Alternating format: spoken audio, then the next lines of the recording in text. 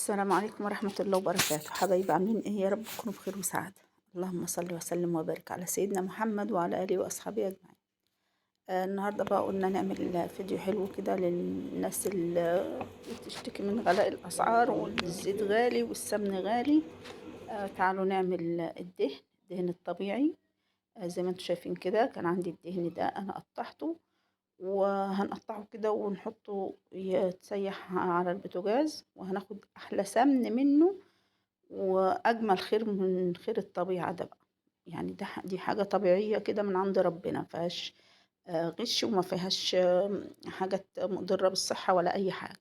شايفين بقى الجمال؟ أنا بحاول أوريكم السمن اللي طالع من الدهن ده أو الزيت اللي طالع منه. جميل جدا. وكمان هحط له مكون النهارده هيخليهولك سمنة بلدي، سمنة بلدي بجد يعني. أنا هعمله بطريقتين. الطريقة دي بصراحة مش بتاعتي، الطريقة الأولانية دي مش بتاعتي، أنا شفتها بصراحة على النت فقلت أجربها. أنا كنت بعملها بالطريقة بتاعتي اللي انتوا هتشوفوها في الفيديو، برضو في نفس الفيديو في الآخر. فهنا بقى أنا سيحت الدهن زي ما شايفين كده. هقعد أقلب فيه طبعا علشان ما يلزقش مني. تمام. ولما يستوي ياخد اللون الذهبي كده، هنزل عليه بكوباية أو نص كيلو لبن حليب. تمام. هيتحول معايا فعلا بجد لسمنة بلدي، فعلا فعلا، وريحته تحفة. شوفوا حتى اللون، أكنك بتسيحي السمنة البلدي اللي بتجيبيها أو الزبدة. شايفة شكله؟ هيتحول معايا دلوقتي زي اللبن، وبعد كده هيرجع يبقى زي الزيت، وهيبقى طعمه تحفة، وريحته من الأول خالص كده كمان جميلة جدا. روعة روعة روعة بجد يعني. ما شاء الله، لا حول ولا قوة إلا بالله. كده بقى أنا هقلب برضو فيه زي ما انتوا شايفين علشان ما يلزقش في قعر الحل. تمام. اهو هدي قلبي فيه كده، وكمان بيفور من اللبن، فانت تقعدي تقلبي فيه كده ما تسيبهوش. خلاص. هيتحول معايا بقى كده دلوقتي اللبن ده والدهن اهو. هيتحول بقى لسمنة كده صافي، سمنة بلدي يا جماعة. اقسم بالله الريحة تحفة تحفة بجد، وتوفير. وكمان يعني الزيت غلي والسمنة غالية وحاجات، يعني بقى ربنا يسترها معانا. فانت دوري على الطبيعة، الحاجات الطبيعية اللي حواليكي استخدميها. استخدمي الدهن ده، واقسم بالله احنا متربيين عليه. حاجات جميلة وحاجات صحية وحاجات طبيعية الحمد لله، وصحتنا حلوة ما شاء الله. الدهن ده مفيد جدا للعظم وللنظر وللشعر وكل حاجة. استخدميه وشوفي كلامي صح ولا لا. شوفي السمن بقى كده خلاص، انا سيحته اهو مع اللبن اهو. ولما ياخد اللون الذهبي ده كده خلاص كده، انا بقى هسيبه لما يبرد خالص وهصفيه. طبعا انا هحطه في علبة بلاستيك، لان انا ما بحطش في برطمانات ازاز، عشان كان عندي برطمان ازاز وكنت ملياه سمنة بلدي وقع مني اتكسر، فانا حرمت بصراحة احط في حاجة ازاز. طبعا انا رميته بقى، ما استفدتش منه بحاجة.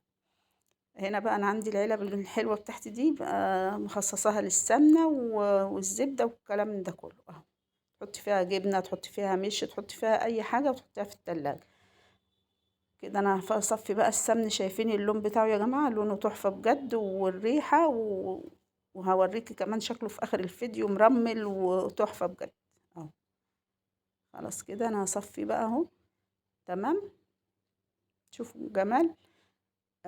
بصراحة حاجات حوالينا بنسهى عنها.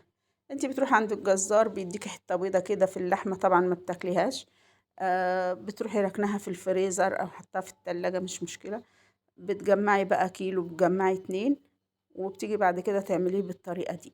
وممكن تجيبيه من عند الجزار، تقولي له انا عايزة 2 كيلو دهن او كيلو حسب احتياجك، وبتجيبيه تسيحيه. والطريقة والشكل الجميل ده شايفين اهو. سمنة بلدي يا جماعة، والله سمنة بلدي. السمنة الوقتي غالية والزيت غالي، وده رخيص جدا يعني. كيلو ب60 جنيه أو 70 جنيه عند الجزار. تمام. بتجيبيه وتحطي عليه نص كيلو لبن، مش مكلف خالص، والكيلو بيفضل كيلو زي ما هو. تمام. لأنك انت بتزودي طبعا عليه اللبن، فما بينقص منه حاجة. الطريقة التانية بقى بتاعتي اهي. دي انا برضو بقطع الدهن وبسيحه اهو، زي ما انتم شايفين الطريقة دي. وبجيب بقى الزيت. بحط له زيت. طبعا انا خلاص سويته زي ما انتوا شايفين، انا ما بغليش معاه الزيت، انا بحط الزيت واقوم طافيه عليه وسايباه بقى على كده، اقلبه في بعضه اهو. فضي الزيت كده عليه وخلاص. انا طفيت كده النار، ومش مش هسخن الزيت ولا اي حاجه. انا بحط بس الزيت واقلبه واسيبه يبرد، وبعد كده بصفيه. هجيب بقى مصفى عندك، الموقل، اي حاجه تصفي بيها عشان يديكي سمنه صافي. اما السلوان ده، او في ناس بتسميه الشقشاق او السلوان او اي حاجه بقى، مش عارفه انتوا بتسموه ايه بصراحه. احنا عندنا هنا بنقول عليه السلوان، لانه سالة بقى كده من الدهن بتاعه وبقى ناشف خلاص.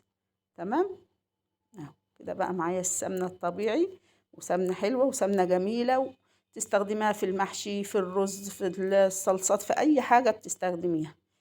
تمام. ومش بتحتاجي جنبها زيت، لان احنا طبعا حاطين عليها الزيت، مش بتحتاجي معاها زيت ولا اي حاجه. خلاص كده. وانا صفيت ده النوع الاولاني بقى اللي هو باللبن، وده النوع التاني. ده النوع التاني اللي هو معاه الزيت اهو. انا حطيته بقى في حاجه كبيره واسعه كده، لان انا بخرطه كده واحطه في العلبه واحتفظ بيه لما استخدمه. تمام كده اهو بالشكل ده زي ما انتوا شايفين. شوفوا صافي وجميل ورايق، وحاجات حلوة طبيعية من حوالينا احنا ناسيينها وما بنستخدمهاش، بس والله حاجات يعني لازم كلنا نستخدمها ونتجه ليها في ظل الظروف الصعبة اللي احنا فيها دي. كل حاجة غالية، وكل حاجة يعني الحمد لله على كل حاجة. تعالوا بقى نشوف بعد ما السمن ده اهو بات معايا ليلة في المطبخ كده، غطيته وسبته اهو. شوفوا بياض جميل جدا جدا، والريحة تحفة بجد والله يا جماعة، ريحته جميلة قوي. ريحته ريحة السمنة البلدي، ما تفرقهوش عنه.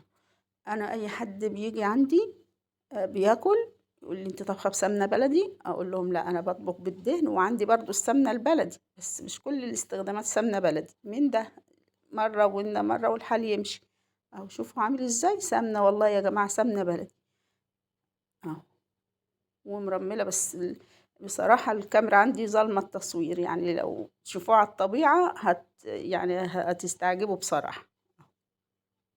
هنا بقى أنا همسكه كده، أقطعه كده أو أخرطه مكعبات بالطريقة دي علشان يبقى سهل الاستخدام معايا. المكعب بقى على قد أو القطعة على قد التقلية، أو على قد الطبخة اللي انت هتعمليها أهو. مكعبات بالطريقة دي اهي، وهعبيه بقى في العلبة دي، وهحتفظ بيه لحد اما استخدمه. تمام كده يا حبيبي. طريقة سهلة جدا جدا، ومفيش اسهل من كده. لو وصلتي معايا بقى هنا لحد هنا في الفيديو، ما تبخليش عليا باللايك والشير عشان تفعيل الجرس عشان يوصل لكم كل جديد. استودعكم الله، ومع الف سلامة.